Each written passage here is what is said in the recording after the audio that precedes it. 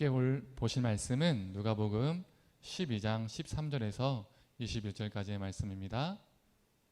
누가복음 12장 13절에서 21절까지의 말씀입니다. 우리 함께 읽도록 하겠습니다. 자, 시작.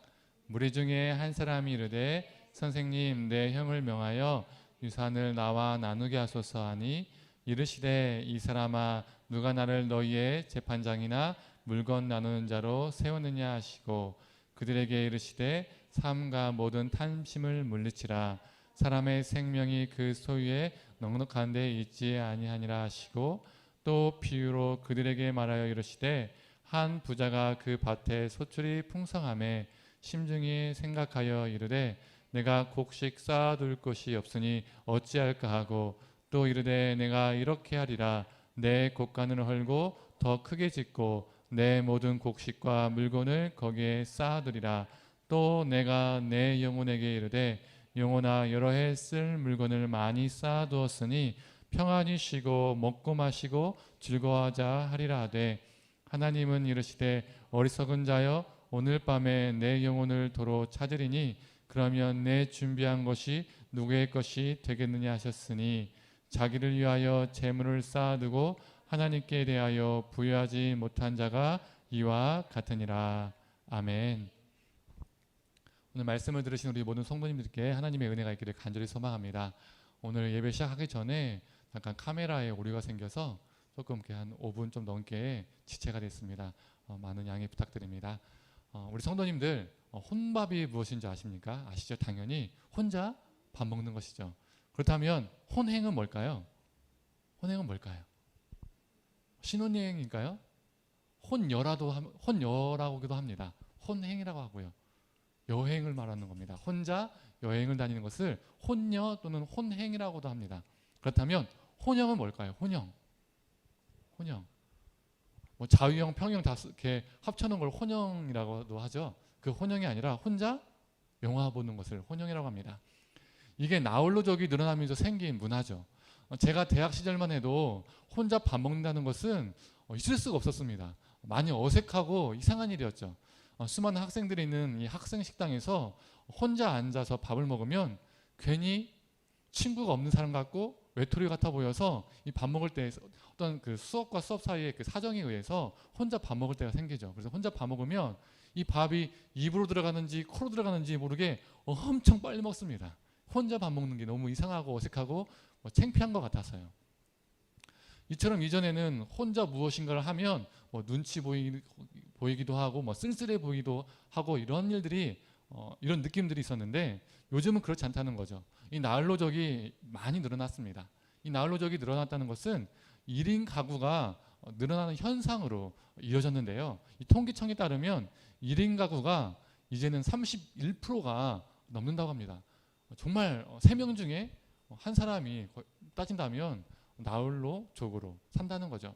이미 전통적인 4인 가구의 비율은 뚝 떨어졌고 이 1인 가구의 비율이 더 앞섰다고 합니다.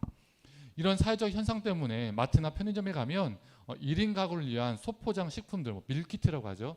이런 것들이 계속 늘어나고 있습니다. 예전에는 이러한 1인 가구를 위한 밀키트가 거의 없었는데요. 점점점 늘어나고 있죠. 그 밖에도 식당이나 쇼핑몰에 가면 1인 가구를 위한 서비스들, 그 1인 가구를 위한 겨냥한 서비스들이 계속 생겨나고 있습니다. 그런데 그래서 예전에 이런 유머들도 생겨났죠.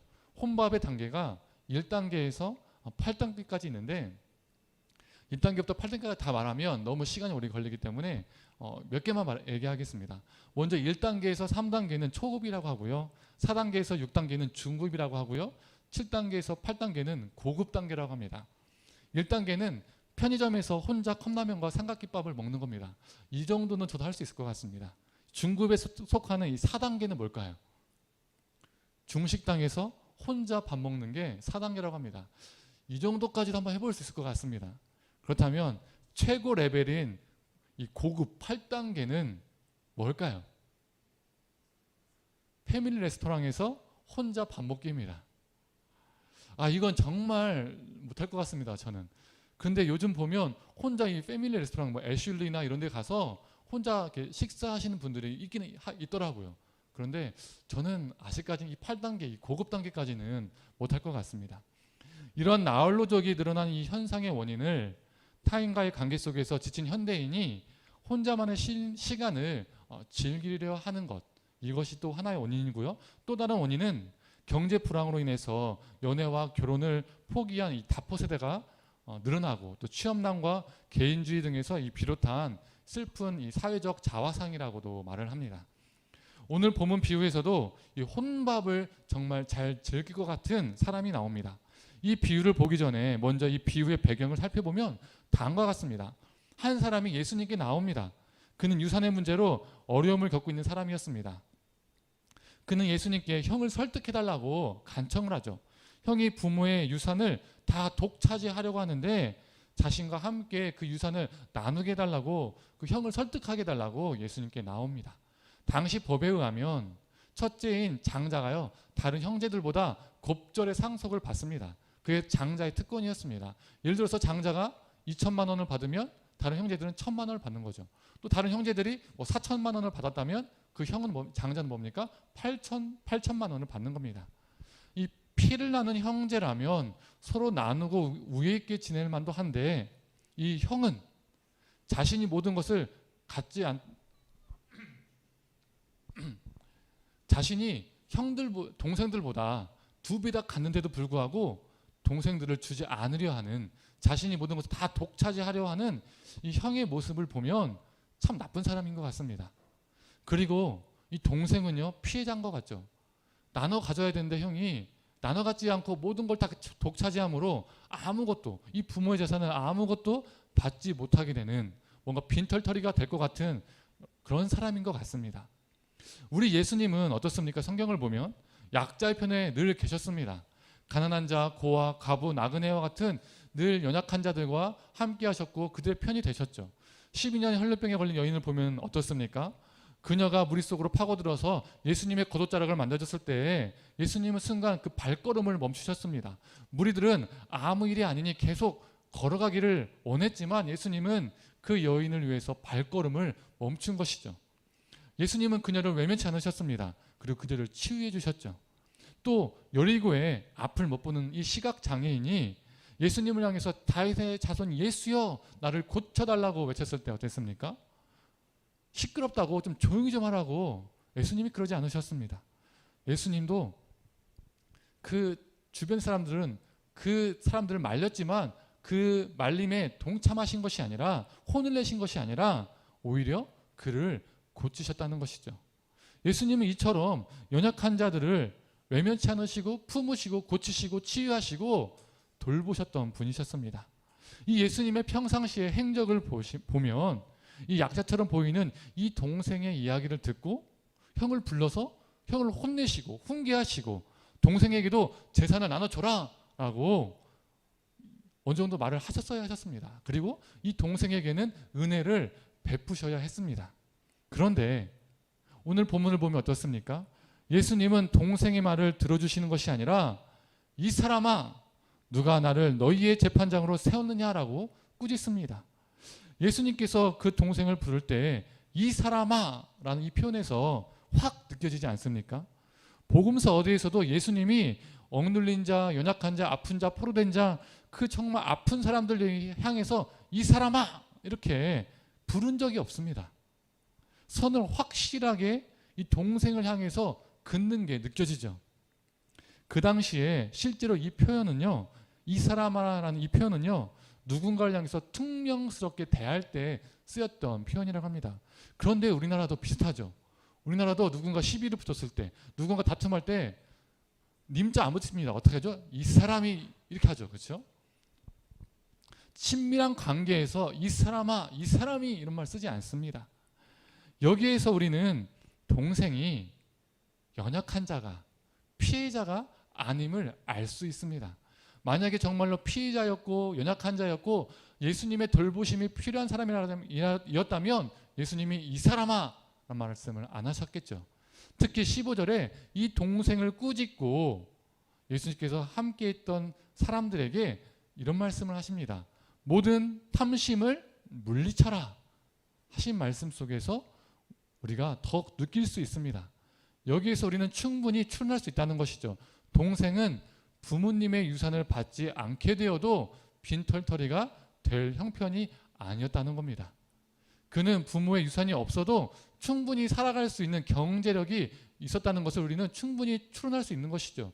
그래서 예수님이 동생이 찾아와서 좀 형에게 재산을 나눠달라고 했을 때 예수님께서 이 사람아 하시면서 모든 탐심을 물리쳐라 라고 말씀하셨던 겁니다. 이미 가지고 있는 것이 충분했는데 더 가지려고 하니까 예수님께서 그 말씀을 하셨던 것이죠. 그런데 이 동생은요, 소문을 들었겠죠. 예수님은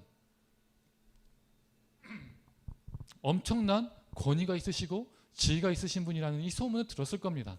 약자의 편에 서주시고 그들을 도와주는 그 예수님의 소문을 들었을 겁니다.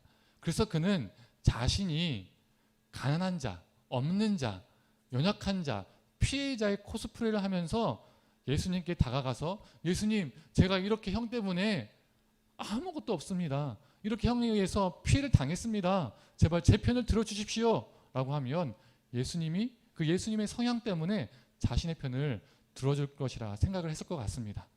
이런 분을 자기 편으로 만들면 충분히 형을 설득할 수 있고 자기가 유리한 쪽으로 상황을 뒤집을 수 있다라고 생각했을 것입니다. 어떻게든 유산을 받아서 지금보다 더 자신의 부를 더욱 축적하고 싶었던 것이죠. 그런데 예수님은 차갑게 선을 그으시면서 그가 들으라는 식으로 주변 사람들을 향해서 모든 탐심을 물리쳐라 라고 말씀하셨습니다. 그리고 비유를 드셨습니다. 이 비유의 주인공은 부자였죠. 그런데 철저히 그는 혼자였습니다. 중동 지역에서는요, 아직도 중요한 일이 있으면요, 마을 사람들이나 친구들과 함께 불러서 오랜 시간 의논해서 결정을 내린다고 합니다. 가족과 온 동네가 단단히 연결되어 있다는 것이죠. 그래서 아마 미드나 영화 같은 거 보았을 때 중동 지역의 배경에 의해서 나오는 그런 영화나 미드를 보면요, 그 결혼식에 온 동네 사람 나와서 막 춤을 추고요, 동네 잔치가 됩니다. 내일 너의 일이 따로 없습니다.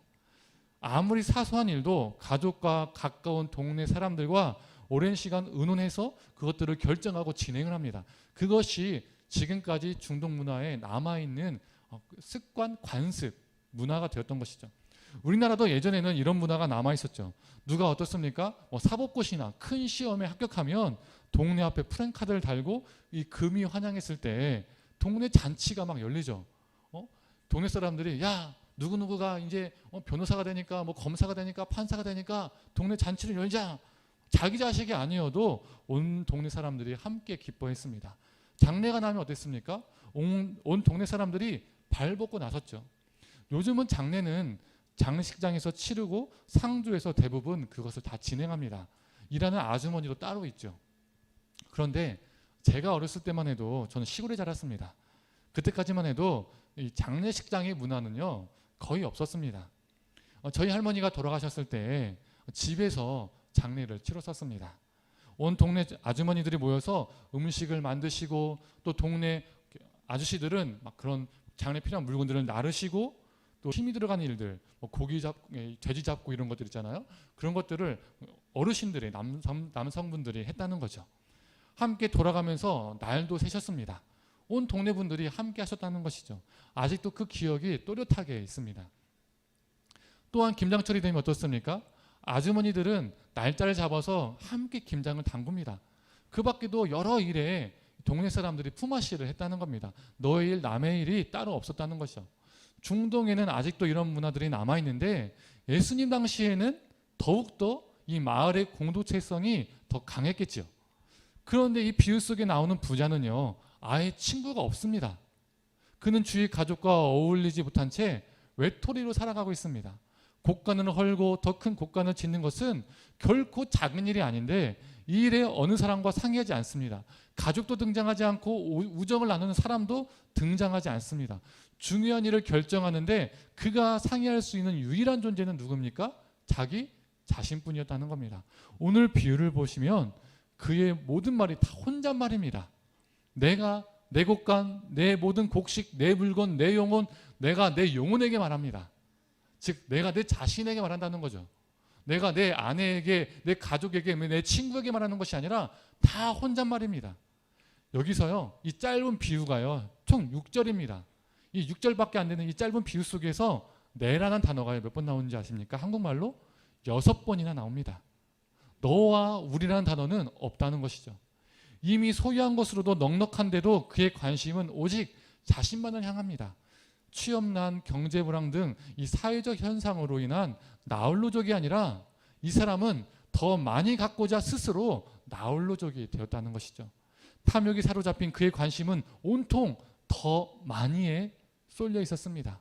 그에게 중요한 것은 오직 재산 증식이었죠. 이런 사람을 요즘 말로 뭐라고 합니까? 돈독 오른 사람이라고 하죠. 이 돈독 오른 사람들은 더불어 사는 기쁨을 모릅니다.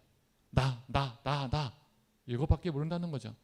19절에 그는 이렇게 혼잣말을 합니다. 또 내가 내 영혼에게 이르되 영혼아 여러 해 쓸 물건을 많이 쌓아두었으니 평안히 쉬고 먹고 마시고 즐거워하자 하리라 하되. 그는 먹고 마시고 즐거워하자라고 말합니다. 그런데요, 이 문장은요, 그 당시 유대인들에게는요 매우 친숙한 문장이었습니다. 왜 그랬을까요? 제가요 이 구절 읽어드리면 우리 성도님들은 바로 이해가 되실 겁니다. 전도서 8장 15절의 말씀입니다. 이에 내가 희락을 찬양하노니 이는 사람이 먹고 마시고 즐거워하는 것보다 더 나은 것이 해 아래는 없음이라. 하나님이 사람을 해 아래서 살게 하신 날 동안 수고하는 일 중에 그러한 일이 그와 함께 있을 것이니라.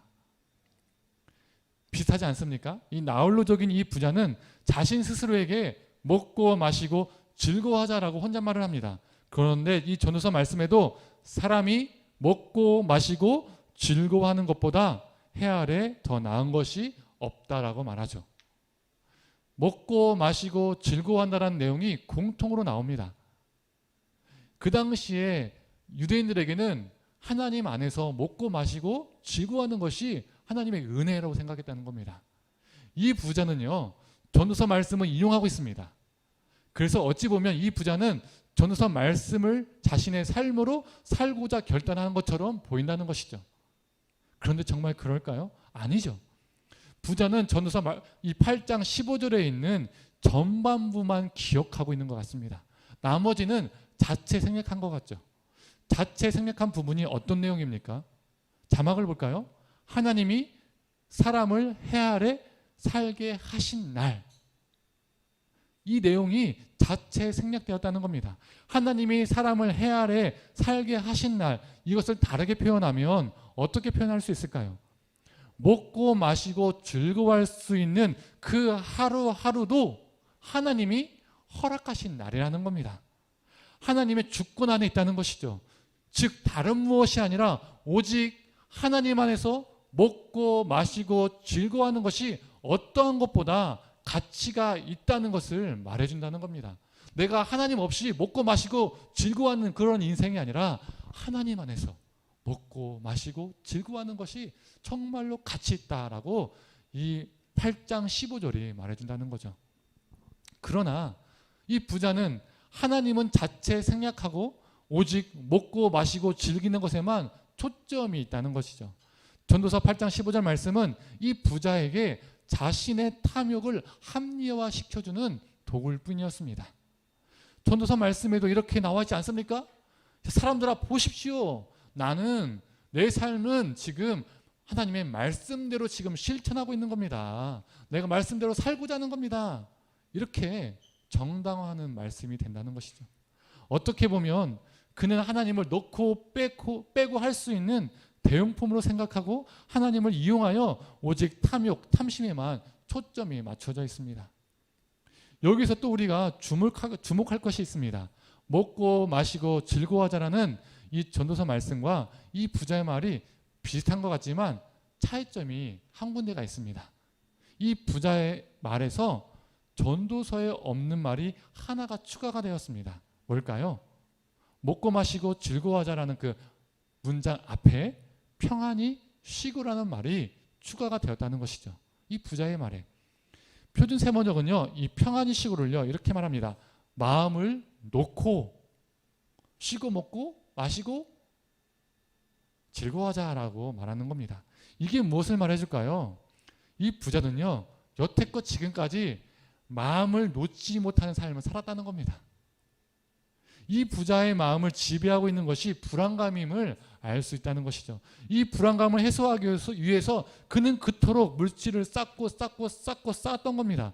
사람들로부터 자신을 차단하고 오직 물질에만 집착하며 살았다는 겁니다. 이 소유한 것이 넉넉한데도 불구하고 더 큰 곳간을 만들어서 더 가지려 했던 것이죠. 그러나 쌓으면 쌓을수록 어떻습니까? 사람은요 더 불안해집니다. 부자들이 몸은 편안하겠지만 참 불안하게 삽니다.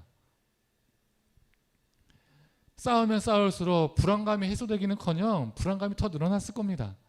그래서 이제 좀 마음 놓고 먹고 좀 마시자 이런 말을 한 것입니다. 이러한 부자 같은 자들 향해서 시편 52편 7절은 다음과 같이 말하죠. 이 사람은 하나님을 자기 힘으로 삼지 아니하고 오직 자기 재물의 풍부함을 의지하며 자기의 악으로 스스로 든든하게 하던 자라 하리로다. 하나님을 의지하지 않고요, 재물을 의지하고 어떻습니까? 스스로 든든하게 하는 자라는 겁니다. 나홀로족이 되어서 고립되어서 스스로 든든하게 하는 자의 모습은 참 외롭습니다. 같이 말할 사람이 없어서 혼잣말을 하는 것이죠. 든든하게 하려 하지만 오히려 더 불안해 보입니다. 자신의 영혼을 위하여 내 영혼아 지금까지 많은 재산을 쌓아두었으니 이제는 마음 좀 편히 쉬고 먹자, 마시자, 즐기자 이렇게 말을 하는데 이 말이 참으로 공허하게 들리고 불쌍하게까지도 합니다. 그런데 혹 우리도 이 부자와 같지는 않습니까? 우리는 나는 아울러족이 아니다 이렇게 생각할지도 모릅니다. 우리 겉모습은 그와 다를 수 있습니다.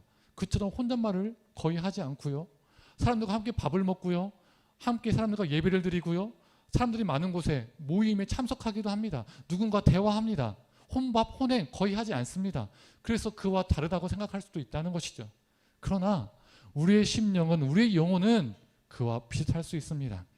나의 양식을 쌓기 위해서 발부둥치며 하루하루를 살 수 있습니다.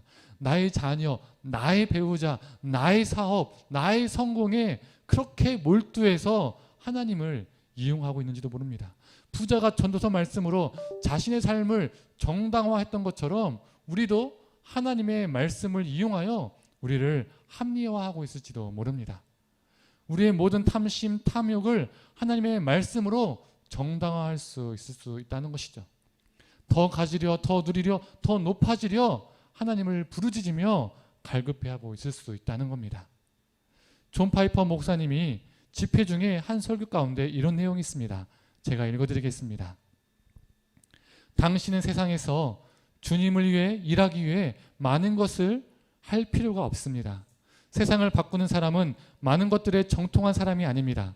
당신의 삶이 가치 있기를 바란다면 높은 IQ, EQ를 지니거나 외모가 뛰어나거나 좋은 가정이나 좋은 학벌을 지닐 사람일 필요가 없습니다.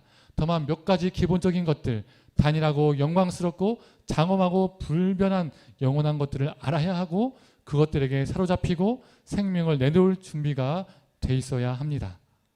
지금 이 순간에 가장 슬픈 것은 여기에 있는 수백 명의 사람들이 자신의 삶에 변화 주기를 싫어한다는 겁니다. 그저 사람들이 좋아해 주기를 바라고 학교를 졸업하고 새로운 직장을 얻고 신랑 신부를 찾고 좋은 집, 좋은 차, 긴 주말, 즐거운 휴일, 늙어서 건강하고 은퇴 생활을 기쁘게 만끽하고 편하게 죽고 지옥에 안 가는 것, 그게 여러분이 원하는 것입니다. 이 세상에서 여러분들의 삶이 영혼에 들어갈 수 있을 만한 삶인지 신경 쓰지 않습니다. 이게 비극입니다. 3주 전에 자동차 사고로 2명의 여성교사가 죽었습니다. 이게 비극입니까? 바로 예수 그리스도의 이름이 병자와 가난한 이들 가운데 영광받는 것, 이 한 가지 모든 삶을 바친 삶, 이게 비극입니까? 아닙니다. 여기 잡지가 있습니다. 은퇴를 해서 해변에서 조개를 줍고 소프트볼을 하고 유람선을 타는 장면입니다. 이게 비극입니다. 그런데 많은 사람들이 이 비극을 위해서 살아갑니다. 이 비극을 동경합니다. 여러분, 동경하지 마십시오. 그 꿈을 쫓지 마십시오. 좋은 집, 좋은 차, 좋은 직장, 좋은 가족, 즐거운 은퇴, 조기 수집, 이러한 것들이 창조 주 하나님 앞에 서기 바로 직전까지 여러분의 삶이 아니길 바랍니다. 창조주가 여러분들을 심판할 때 주님 보십시오. 여기 조기 수집품입니다. 주님 보십시오. 아주 풍성한 삶을 살았습니다. 제 보틀 보십시오. 주님 제 보틀 보십시오. 이렇게 말하시겠습니까? 여러분, 여러분의 삶을 낭비하지 마십시오. 존 파이퍼 목사님의 설교를 듣고 우리의 마음은 어떻습니까? 저는 찔립니다. 우리는 목사, 장로, 권사, 집사에게 모범적인 기독교인이라 스스로 생각할 수 있습니다. 예배 출석과 헌금 생활, 모범적일 수 있습니다. 나는 신실하게 지옥에 가지 않고 천국에 간다라고 생각하며 살 수 있습니다. 하지만 우리 삶의 진정한 변화를 주기를 싫어하며 그저 사람들이 좋아해주고 세상의 여러 종류의 양식, 즉 좋은 집, 좋은 차, 좋은 직장, 좋은 배우자, 즐거운 은퇴, 조기 수집 등 안락한 삶을 마음속에 그리며 나홀로족 부자처럼 나의 영혼아 이제 마음 편하게 좀 살자, 먹고 마시고 즐기자 말하며 우리의 인생을 살고 있을지도 모릅니다. 하나님을 이용하여 수많은 거룩한 것들을 포장하고 우리의 인생을 희극으로 만들고 싶어서 온갖 노력은 하지만 실제는 비극으로 달려가고 있는지도 모릅니다. 오늘 본문 20절에서 21절은 다음과 같이 말하죠. 하나님은 이르시되 어리석은 자여 오늘 밤에 네 영혼을 도로 찾으리니 그러면 내 준비한 것이 누구의 것이 되겠느냐 하셨으니 자기를 위하여 재물을 쌓아두고 하나님께 대하여 부유하지 못한 자가 이와 같으니라. 이게 바로 존 파이퍼 목사님이 말한 비극이죠. 자기를 위해서 수많은 재물을 쌓아두었으나 정작 하나님께 대하여는 부유하지 못한 삶, 이런 삶이 비극입니다. 이 부자는 자신의 영혼을 위해서 한 모든 일이 자기의 영혼을 좀먹는 짓이었습니다. 그런데 내 영혼이라는 단어가 들어가는 또 다른 고백이 있습니다. 성경에 시편 42편의 말씀입니다. 제가 읽도록 하겠습니다. 하나님이여 사슴이 시냇물 찾기에 갈급한 같이 내 영혼이 주를 찾기에 갈급하니이다.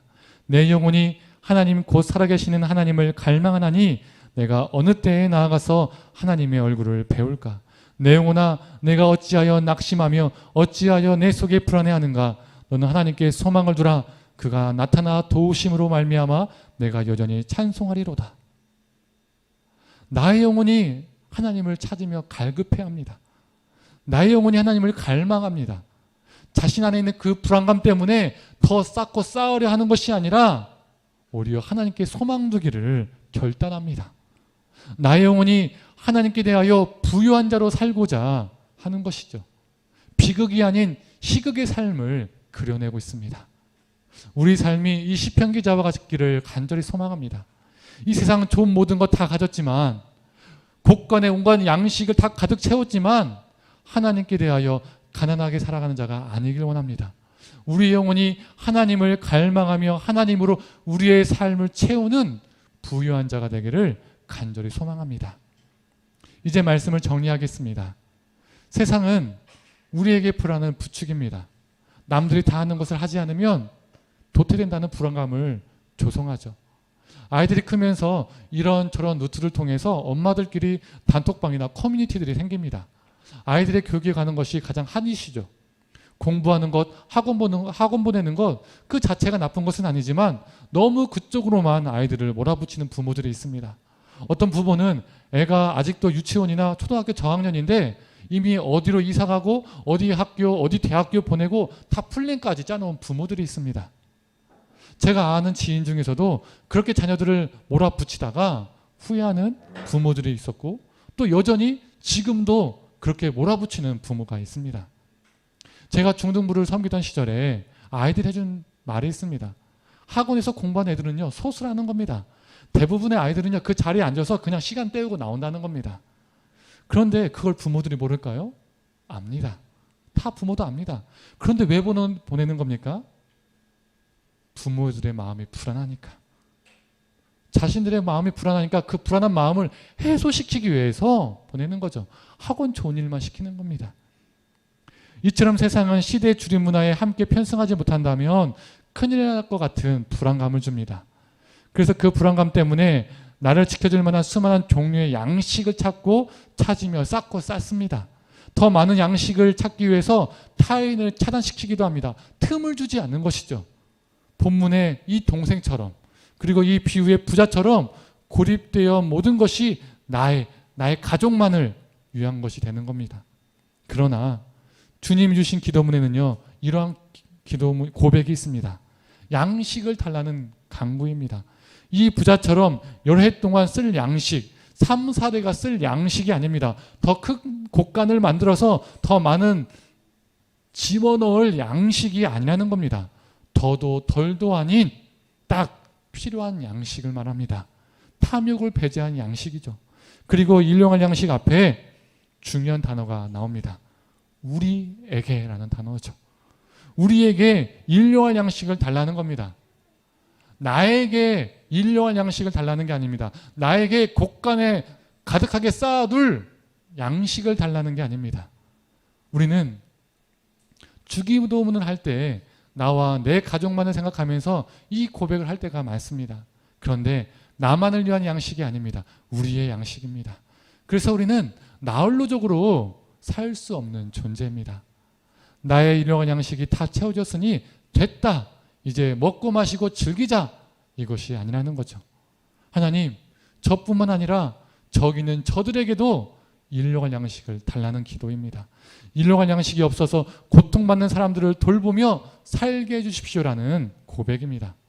이렇게 기도한다는 것은 내 삶을 나만을 위해서 살지 않겠다는 결단이기도 합니다. 내 자신에게만 몰두하지 않고 탐욕에 지배되지 않고 타자를 외면하지 않고 그들의 필요도 채우며 살겠다는 결단이죠. 사랑하는 성도님들, 나 혼자 산다가 아니라 우리 함께 더불어 산다. 주님의 사랑이 필요한 사람들에게 사랑을 나눠주며 산다. 이 고백과 삶이 우리에게 넘쳐나기를 소망합니다. 그래서 존 파이퍼 목사님의 설교처럼 바로 예수 그리스도의 이름이 아픈 자와 가난한 이들 가운데 영광받는 것, 이 한 가지에 우리의 모든 삶을 바치는 삶을 살아가는 저와 우리 성도님 되기를 간절히 축원합니다.